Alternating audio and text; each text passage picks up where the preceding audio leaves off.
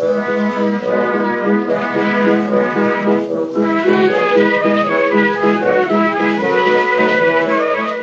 to Lawmen, a podcast about local legends and obscure curiosities from days of yore. I'm James Shakeshaft. And I'm Alasdair Beckett King. And today, Alasdair, we're going to Wales, to the moors. It's a wet summer's night. It's so wet you put an H in there. Yes, and it's so wet that you've decided the best thing that you can do is hide under a boulder. Oh. Yes, and then what's that coming towards you? Oh, Alasdair. Hopefully it's help. A friendly face. It's the tale of the Beckoning Spectre. Ah.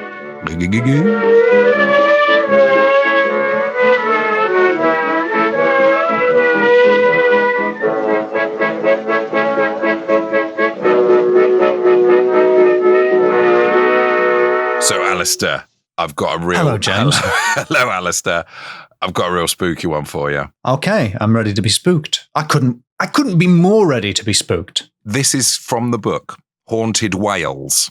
Wales, the country. I was just about to ask. You know me so well. I wanted to see a spooky blowhole. Hey, by friend of the show, Peter Underwood, the president of the Ghost Club Society. I think, is this the same book which has the story of Shelley's ghost? Oh, does that happen in Wales? That happened in Wales. I think that's from Peter Underwood's Haunted Wales. Is it? I haven't got a... I don't know, unless you know where it happened, because it's one of them ones that's just done by place name. It's a gazetteer, which I believe means done by place name. I can kind of remember it, but it was so Welsh. Yes. Well... It had an acht in it. I've had to... I've had to contact friend of the show, Jenny Collier, Welsh Valentine's correspondent, Jenny Collier, for pronunciation for this one. So I'll be playing that in, don't worry. And I think people who speak Welsh will know that is not necessarily a guarantee that you're going to get it right. Yes. I would also, actually, Alasdair, I would like to caveat this story by saying I love Wales. I love Welsh people. I fear by doing our Valentine's Welsh themed episode on the most recent one, we might have offended someone because we referred to Welsh Valentines without pointing out that there is actually a Welsh Valentine's that happens in January, because we'd covered it on a previous episode, so it's kind of just a given now. But they obviously came in at that one as their starting point and were like, Wales already has a Valentine's. Why are you being so wrong? I was like, oh, darn. Fair question. Fair question. The thing was, we'd covered it so many times before on all the other ones, and we didn't do it this time, which was silly of us. This is where the town is. Llanuwchllyn. Llanuwchllyn, which is near... there's a couple of other place names that I didn't get Jenny to say, which with hindsight was a mistake. Llanuwchllyn, which is near... Hindsight.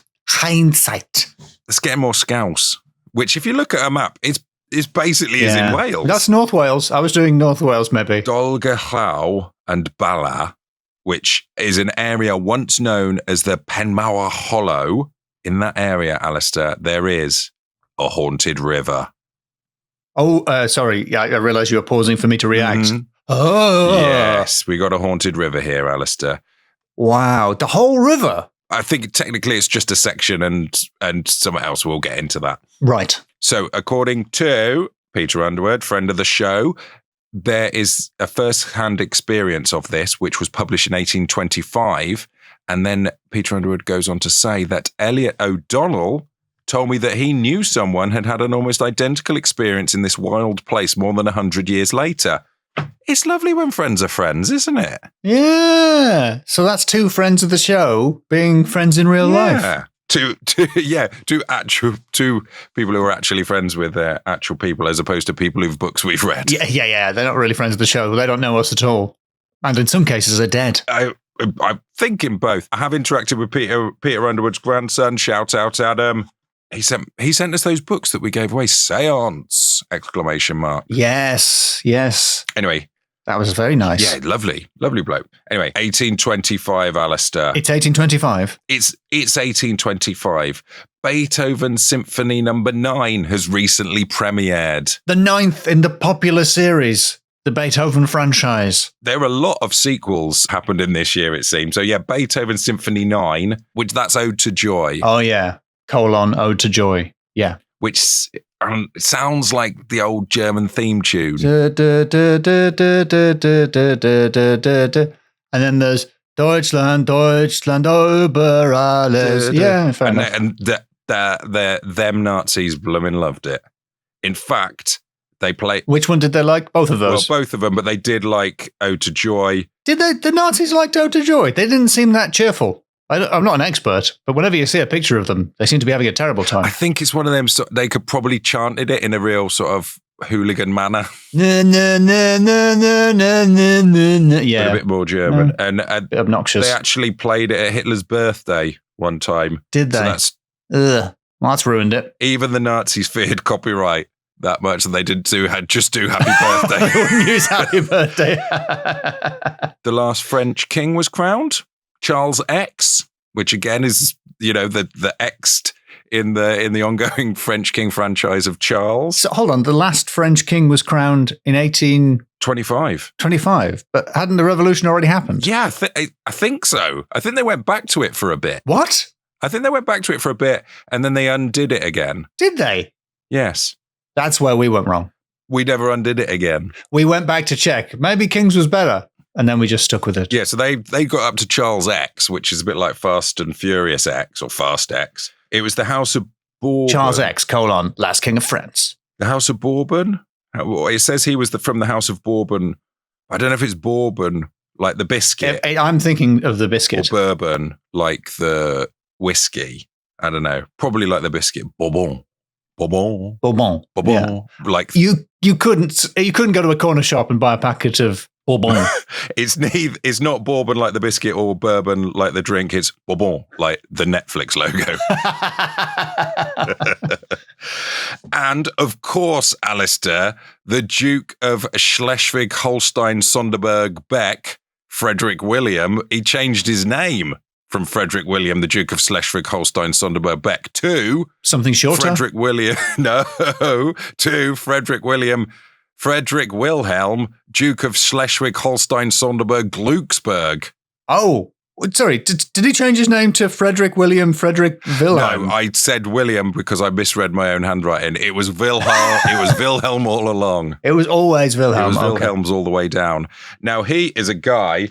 I'm going to send you his picture. I should have done the secret envelope thing like you did. James, I'll let you in on a secret. There were no envelopes. I was just telling you to look at the picture. And then you pretended to open them. So I can pretend this is in a secret envelope as well. Oh, yeah. Okay. Here's the secret. I'm just going to text you the secret envelope. Okay. I'm just unwrapping that now. And Frederick Wilhelm Paul Leopold. Frederick Wilhelm Paul Leopold, yes. The Duke of Schleswig-Holstein-Sonderburg. And I don't know how to describe this guy, but it's like a small child's head has been put on a toy soldier's body. I think he looks like a shaved Joe Wilkinson. Actually, there is something about... There's something of the Wilkinson about the nose. Something about Wilkinson of the nose, yeah. And I'm going to steal a joke from one of the Rural Concerns, the other podcast I do's listeners, from Rob. His neck is so long, his food is out of date by the time it reaches his stomach. Which is a lovely turn of whose phrase. Neck did Rob say that about originally? I don't know. I can't remember, actually. It was, yeah, something in a Discord. Really good zinger for a giraffe. Yeah. So that guy, whoa, he's got a lot of neck. He's the sort of person that he has got a lot of brass neck, really sticking his neck out. Do you have the phrase "wind your neck in" the South? Oh, absolutely. Yeah, and wind your neck in. He needs to wind his neck in. You might say that in front of him and then sort of stop yourself halfway through and look embarrassed at him. Kind of thing. Oh dear. I also showed this picture to my wife because I was that bemused by it, and she laughed at his neck and said his collar is double-breasted. He does have a double-breasted collar. It seems like he's commissioned this picture. He must have been happy with it. Yeah, it even sort of shows that he's got a comb over.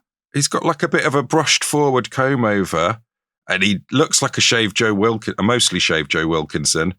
He's got a massive neck. It's like he's got... Check out the neck on this lad. A huge collar, and then normally you'd think that would sort of be pushing around your chin quite a lot if you had a collar that big. But he's got like the artist has drawn a normal amount of neck sticking out from this massive collar. There is a sliver of neck visible above the enormous collar. So, I mean, I fear we are alienating our giraffe listenership here. Everybody is beautiful, but yeah, this guy, wow. Yeah, just kind of long-necked freak. Frederick Wilhelm, Duke of Schleswig, Holstein, Sonderburg, Glücksburg. I mean, you could put all of that on the label inside his collar, so he loses his uniform. But interestingly, Alasdair, and I say this, and I actually mean it, this royal line later becomes the royal house of 3 countries, right? I'm going to give you one. You might be able to guess another one, but I would, unless you already know, I would say that you would never guess the third. All right, I'm up for this. Okay, so one of them is Denmark. Denmark, okay. There are 2 others. This Frederick Wilhelm, Duke of Schleswig, Holstein, Sonderburg, Glücksburg's line became the royal house of. Okay, all right. Well, it's been in the news. Isn't Greenland a Danish colony? No, it's not that, no. All right, a neighbouring country, another European country like Luxembourg? No. No? I'll go a bit more obvious. Sweden? Not quite. Belgium? No. Go higher. Norway? Class, that's the vibe. Denmark, Norway. Yes, makes sense. And then the third one, I will give you a prize if you get it. All I will say it is also in Europe. It's also in Europe. Italy. No. What's the opposite of Denmark? Sicily. No, that's not a country. Or it might have been a country then. Don't know. It's currently part of Italy. Cyprus. No. Moldova. No. That's your guesses. Not sure it was around. Is that the number of guesses? Okay. Greece. I was going to go with Greece. I'd already done my Mediterranean one with Italy. Greece. That's an odd. That, to me, feels like a very odd combo. Maybe there's a reason. Maybe it's not that odd a combo, but it seems incongruous. But a Danish is a pastry, and sometimes if you leave them in the bag, a bit of grease develops. So there is a connection. Right. So we are in 1825. That is the context. Dukes are walking around with that amount of neck.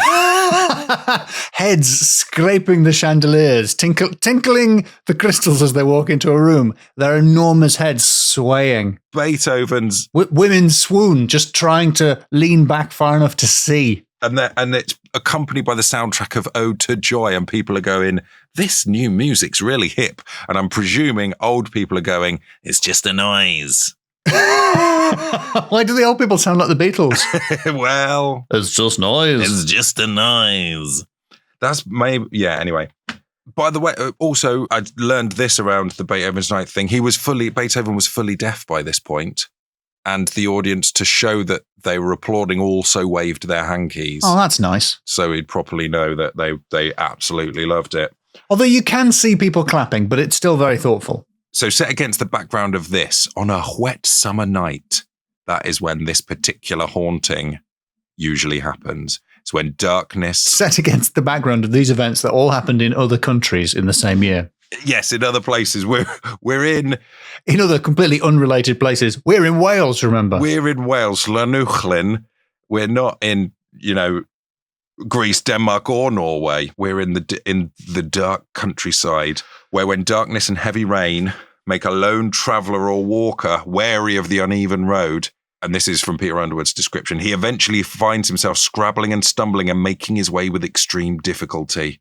And he basically decides, this is me talking now, he gives up and he thinks, I'm just going to sit under a boulder because I'd rather sit under a boulder and die than fall down a cliff and die. Interesting. Your voice for Peter Underwood is very similar to your voice for you. It is, yeah. He's got quite a long face, Peter Underwood, and I feel like he would have had a similar voice, although actually he is in recording, so I could check that. We could just check what he sounds like, or we could assume that he just sounds like a big old giant. Hello, are you a ghost? And the ghost would have to tell him. Yeah, exactly. Otherwise, it's entrapment. It's entrapment. Yeah, if you're a ghost, you got to tell me. It's ghost entrapment. After a few moments, or perhaps as long as an hour, witnesses cannot ascertain the period of time with any degree of certainty. The weary traveller is roused by catching a glimpse of light. It's the glow of a swinging lantern. And within a few more moments, he is confronted by the figure of a man, a short man, dressed in a shaggy overcoat and wearing a slouch hat. And I'm picturing for a shaggy overcoat, one with the character Shaggy printed on it. Yes, it's a leather jacket with patches of Scooby-Doo. Embossed Scooby-Doo. Or Shaggy the singer. Now, if you Google slouch hat, you either get one of them sort of big Australian military hats, you know, the ones that are sometimes stuck right up on one side. Yes. Yes, a very bonza hat. That's a slouch hat. Or a beanie, a big beanie. It's not going to be a beanie. A beanie in the 19th century. If you showed someone in the 19th century a beanie, they would have died instantly at the sight of a beanie. Yeah, they'd just say, why are you wearing a sock on your head? Yeah, they would have thought you were a little goblin or gnome. They would have, from the top of their very high collar, looked down on you. Yeah, it's got to be the Australian one. Yeah, so he's got one of them, and he's quite short, and he's got a strange and unreal quality about him, and he does not speak a word. But the figure intimates that he will guide the tired traveller to a place of shelter. I don't know how, using just sign language. You can mime "follow me," but I don't know how you mime "a place of shelter." I will guide you to a place of shelter. But the traveller will invariably follow this strange, unspeaking man, gratefully accept the mute invitation and follow the dark figure and his swinging lantern. And then the traveller finds themselves led across a wide moor covered with gorse and strewn with boulders, and picking their way through the little pools, they find that they're following the guide along the side of a deep gully, at the bottom of which, Alasdair, flows a river. Oh, like the spooky haunted river from earlier. This could well be the haunted river from earlier. That self-same haunted river. It wasn't. It was Chekhov's haunted river. Wow, I can't wait for big long necks to come back into the story. Oh, yeah. Oops. If a play has a giant neck on the wall. I don't know. He follows the guy with the lamp, and then the guy with the lamp suddenly disappears. And the puzzled traveller peers over the edge of the chasm and sees the guide making a descent towards the river below. So he's gone down the cliff and he's found a little path, and it's almost invisible. But the traveller is like, well, I'm in the middle of basically a moor, or I try and scrabble down this cliff and follow this traveller. So they follow him. And they almost catch up with the guide. So when you say disappeared, he doesn't actually disappear. He's just gone over the edge of the gully. Okay, he just climbs down. Well, it makes sense to follow a river, doesn't it? Better following a river than just wandering in the moors. That's true. If you're lost. But the thing is, he has to scrabble down this hill and to the valley. And the valley is even gloomier and is wrapped in an indescribably eerie silence, broken only by the ominous and low roar from the dark and deep river. They make their way along the river and they come across a ruined cottage, which is old and decrepit and full of mystery, yet strangely free of moss or any kind of vegetation. That is strange. That is strange. And the traveller will find themselves drawn towards the cottage, but suddenly, they're as if by some sort of magic, they're stock still. They're held rooted to the ground by some kind of weird and compelling force. Like Tantalus, they're trapped there with the shelter in sight, unable to eat it. Yes, exactly. And they'll try and call out to the guide, and suddenly they feel very afraid. Oh, you there, guide, help me. I appear to be stuck. I'm stuck by some kind of weird and compelling force. If only I were a German aristocrat, I could use my neck. I could reach it out. Inspector Gadget style, and at least get it under the eaves. If only. Is that what it says in the book, word for word? That's pretty much what Peter Underwood says. And then that enigmatic figure stands unanswering, almost like a statue. And suddenly, he removes his hat with a sweeping gesture, revealing a white mask-like face, totally devoid of any expression. That's very scary. That's like a Japanese horror story. It is, isn't it? And then it goes very... Every Japanese horror story is someone's got a scary face. And I'm terrified every single time. Or a scary, not a face at all. Yeah. Something's weird about the face. And then it goes all anime at this point as well, because the guy stays still for a few more moments and then suddenly seems to take on... But the background's moving. Yeah. It's cheaper to animate. And then takes on a curious gliding movement and floats from the bank over the river and disappears into the deep shadows. just kind of ethereally floats away with his white alabaster. Like Team Rocket. Face. Yes, very much like Team Rocket. And then the traveller feels strength return to his limbs, and then he becomes cold and full of terror. He goes to look at he looks at the cottage and he's like, and this is me talking again, there's no way I'm going in there. Yeah, better not. Better not. So he runs full of terror, scrabbles up the side of the riverbank, away from that awful place.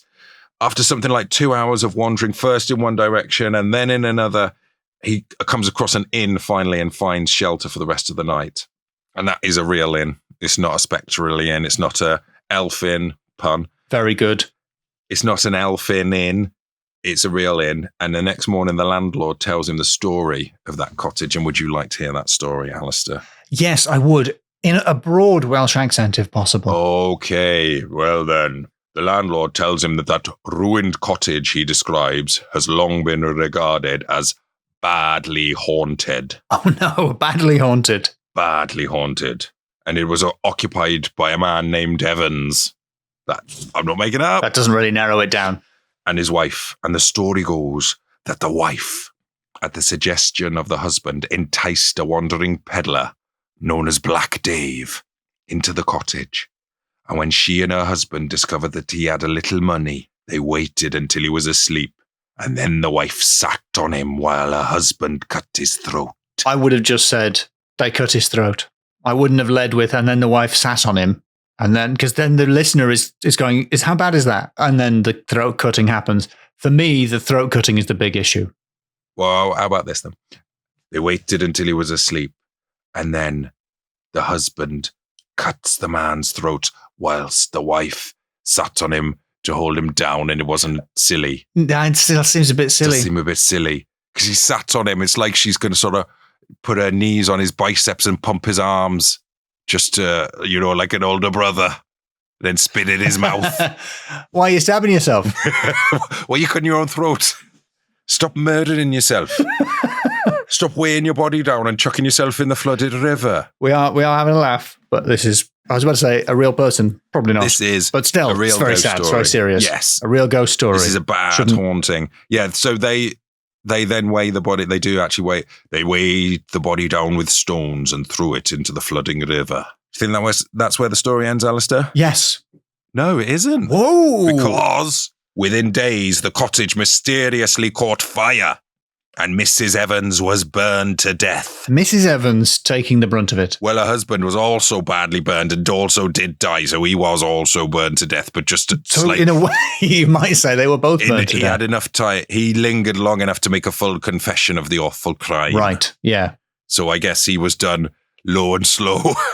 That's not fair. That's not fun. Come on. That was the character laughing at it, not me. So I think I'm all right. Absolutely safe, yeah. You've Ricky Gervais'd yourself out of a corner. Oh, damn. Oh, out of the Jimmy car into the Gervais. Soon afterwards, stories of ghostly happenings began to circulate around the cottage and the river valley, and local people would not venture there after dark.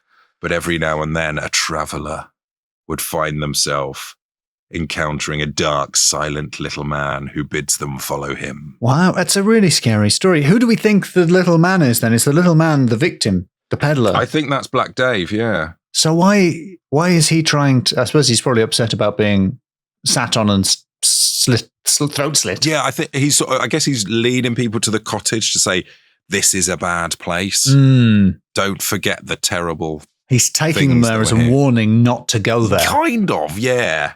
It's a bit like on social media when people are like, look at this awful thing, don't read this. But they've done a little screenshot of it. Yeah. So, isn't this terrible? Here's a picture of it. Yes, exactly that, basically. But a murdered So he man. quote tweeted the whole inn of this guy. Yeah, literally. Yes. Not literally. Figuratively, yes.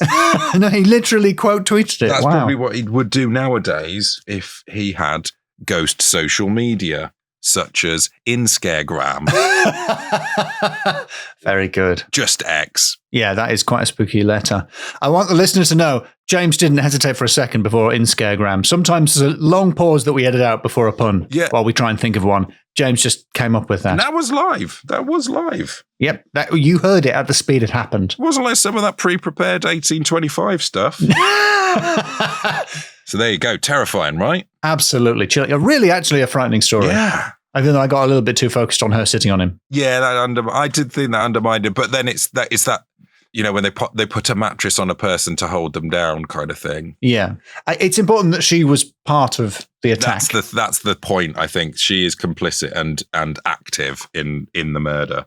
So you ready to score me? Yes, I would love to score this tale. Yes, okay. This chilling tale of many accurately voiced Welshmen. Okay, Alasdair. Section 1, Category 1, names. So, very formal. Names. Okay, you made a real effort. You contacted Jennifer Collier and got her to record how to pronounce the words, and then you repeated it, but in your voice. Llanuwchllyn. Exactly. Llanuwchllyn, Dolgalaw, Bala, and Penmawr Hollow. Can you hear the phlegm, listener? It must be tough being Welsh with a cold. I don't know if you noticed the Duke of Schleswig-Holstein-Sonderburg, Glucksburg, nay, the Duke of Schleswig-Holstein-Sonderburg, Beck. I'll be honest, I wondered why he was in the story. We got Black Dave. Which is a very sort of 80s pub nickname, I think. We got a Welshman called Evans. Yeah, yes, we do. And his wife, Mrs. Evans. The idea of a slouch hat. We've all learned now what a slouch hat is if we didn't already. And knowing our audience, probably quite a lot of you did already know what a slouch hat was. Now I'm thinking about it. I don't know if it is the one the Australians are wearing. That's what it comes up as on Wikipedia. I don't think it would hide your face, though, would it? But he's short. This guy's short, so it would. Yeah, maybe. But when he approached, the other guy was crouched under a boulder, so he'd be looking up at him. Oh, yeah, that's a good point. But maybe he's just sort of, there's something uncanny about how he manages to always move his head so his slouch hat. Yeah, he just conceals his features. Yes, very good names. What's 4 in Welsh? I can't remember. Pethra? Yeah, I think so. Pethra. It's Pedwar. It's Pedwar. Pedwar? I don't know. I've lost commitment to saying it correctly. Pedwar. That was not Jenny. That was Google. Pedwar. That was robot Jenny Collier. Pedwar.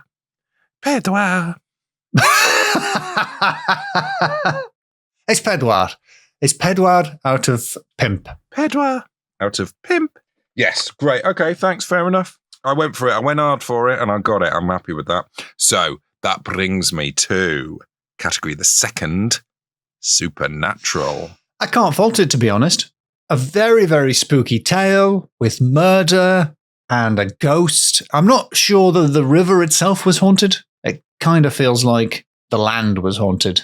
The river was hardly involved. The cottage was maybe haunted. Well, he disappears off into the shadows, doesn't he? He sort of fades off into the shadows across the river. He floats off onto the river and then into the shadows and sort of melts away. And that's where his body was weighted and disposed of. But he also disappears, quote unquote, when actually all he did was go downhill. So, but it was very supernatural, worthy of a bit of creepypasta on the internet, a classic Japanese style urban legend, bit of horror with the face not being there or whatever it was. It's a white mask-like face, totally devoid of any expression. So not only you got that That's reveal, what my face is like. That's not that scary. Well, there's a reason we don't have video on the social media clips for this podcast. Yeah, there's the reveal of that, and then he sort of, that real uncanniness of him, like sort of raising up and floating off, sort of dancing off. Like, have you seen that? It made me think of the anime. Have you seen Perfect Blue? No, I haven't. Sorry. It's quite grim. I would not necessarily recommend it.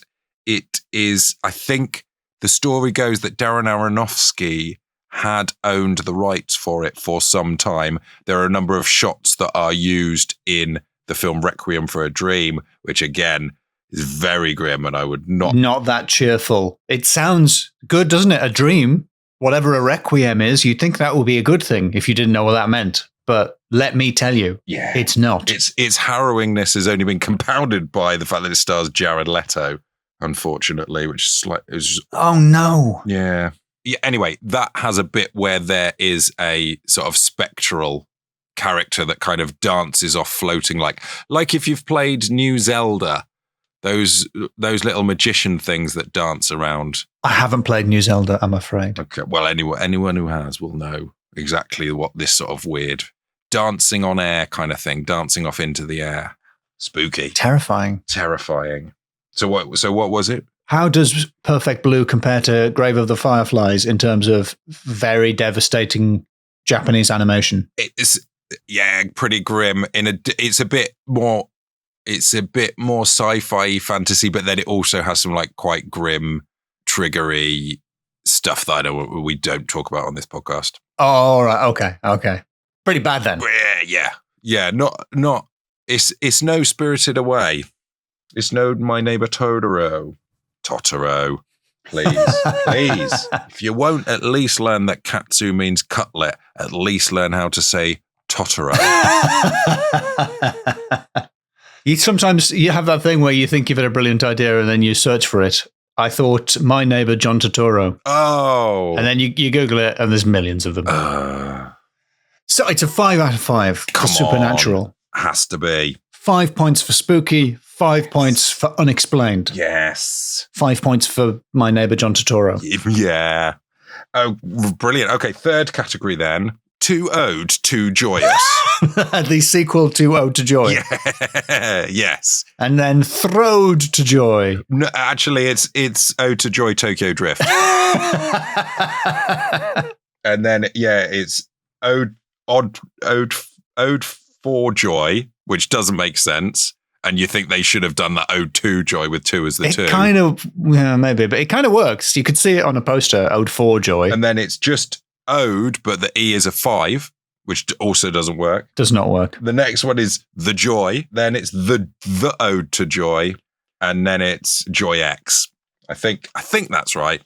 We had Charles X, of course, the sequel king in the sequel royal dynasty in France. In the controversial series of French kings. Yeah. They should never have rebooted it. Like Back to the Future, they should have just left it as it was. That makes it sound like I don't like Back to the Future. I do like Back to the Future. Any listener of this show knows I love Back to the Future. In a way, you might say that Louis XVI was the first victim of cancel culture. Has anybody thought of that? Just trying to make our podcast way more successful and popular by just saying incredibly stupid things like that. Are we pivoting to one of them podcasts? Yeah, let's be one of them podcasts. We can call ourselves Fact Blast. But Alasdair, I have feelings. Well, they don't matter or care about facts. In a way, Friedrich Wilhelm, Duke of Schleswig-Holstein-Sonderburg-Glücksburg, was his own sequel to the famous Frederick Wilhelm, Duke of Schleswig-Holstein-Sonderburg-Beck. Yes. Stephen Sondheim and the artist Beck. So, what was the score for 202 Joyous? I think I know which way it's going. Yes. Well, it can't be 1 because that isn't a series. Great. Also, it's more than 2. Yes. I forgot that Elliot O'Donnell had a sequel story to this story because they rebooted it 100 years later when someone had an almost identical experience in the wild place. A spiritual successor, you might say. Yes, a soft reboot. I'm going to say it's a 3 because that's the best number of sequels. More than that is too many. Apart from Jurassic Park 3, that's bad. I don't think I've seen any of them apart from the first one. May as well keep it that way, I'd say. I feel like they should have learned their lesson from the events of Jurassic Park. Yes. I'm sorry if that's incredibly controversial. Oh, you might say that... the dinosaurs? Mr. Hammond from Jurassic Park was the original victim of cancer culture. Yeah. He's just an entrepreneur. Who just put his grandchildren... Trying to let children loose in a park full of dinosaurs. If you look at it, when when you're a kid and you watch it, you think John Hammond is like super rich and stuff, but when you actually look at it, he's doing everything on a budget. He says no expense spared, but it's actually all being really cheaply done. That's very interesting. It's a very good film, honestly. I think people forget it's very witty, full of clever little details like that. Jurassic Park 1 is great. End of that's that. End the podcast. Yeah, well, in that case, it's 5 out of 5 for this category because we both agree Jurassic Park is a good film. Yeah. Okay, then. Sorry if the woke listenership... Stop having a go at the woke listenership, Alistair. That is our key demographic. Sorry if that's too dangerous for you. Alistair. Too edgy. I've got to pull you back before Sorry, is that gaffer tape over my lips? You lose. Am I being silenced? You're gonna lose the sense of irony if you go too far down into this well. That is true, yeah. A lot of these guys start out joking. Exactly, that's the problem. But, Alistair, to bring things back on course with a callback to my least scoringest category, it's It from Stephen King's It. It's William Shatner's mask of Michael Myers from John Carpenter's Halloween. Okay, right. I've seen Halloween. Yes. I don't watch a lot of slasher films because I don't like them, but I do quite like John Carpenter, so I watched Halloween. It's very good. And Michael Myers from SNL is a serial killer who escapes from an asylum, and he's chased by... Again, the character in the film Halloween, not the voice of Shrek. Yeah. Just for the legal reasons. For legal reasons, it's not the voice of Shrek. And although, because he doesn't actually say anything, so he might have the voice of Shrek because he doesn't say any lines. I suppose in a way, the serial killer Michael Myers was one of the first victims of candle culture. Can't even say it. I can't even say it as a joke. My larynx won't let me say it as a joke. Serial killers are like onions. They make you cry? All right, okay. They stink and make you cry. What I like about that film is Donald Pleasance, who clearly despises the film and thinks he's above it, or that it's beneath him, but he's still doing a brilliant performance in every single scene while being visibly depressed about his career. Yeah. Yes, and he wears a mask, which is terrifying, but is quite famously a Halloween mask that you can buy of William Shatner's face. Of William Shatner's face, and you could say that it was a white mask-like face, totally devoid of any expression. I see, yes. Which, because it's doing the same quality of acting that William Shatner would normally do with his human face. Except without eyebrows. Yeah, or the wig that the hair and makeup department made for him. Do you know that he kept stealing those? The wigs? Yeah.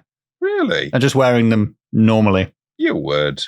They're very expensive. So the hair department were like, Shatner keeps stealing the wigs.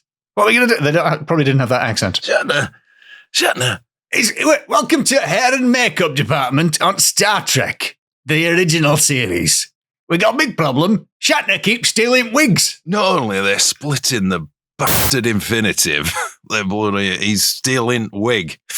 Oi, Nimoy, where you going with them ears? Pull them down. Hey, what about Finding Nimoy? What, is that a sequel? That's the sort of the spiritual successor to My Neighbor John Turturro. All right, well, you've confused and baffled me with this category. Yeah, so I think it's going to be high. In an ode to It's It from Stephen King's It's William Shatner's mask as Michael Myers from John Carpenter's Halloween. You know, James, I think it is. So on. William Shatner's mask. I think it is. William Shatner's mask as Michael Myers from John Carpenter's Halloween, of course. I think it is that thing that you said, yes. So 5. Yes. There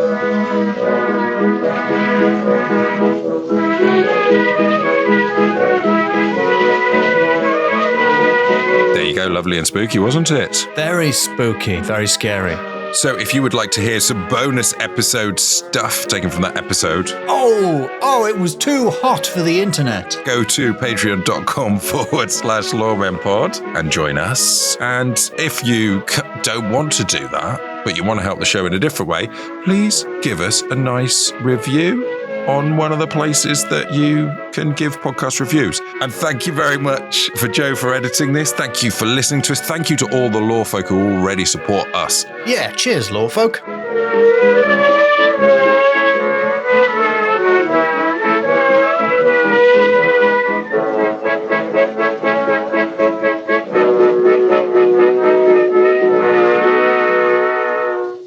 Llanuwchllyn, Bala, and Penmawr Hollow, or Holllow, but I think it's Hollow. What's this about you doing a Welsh episode without me?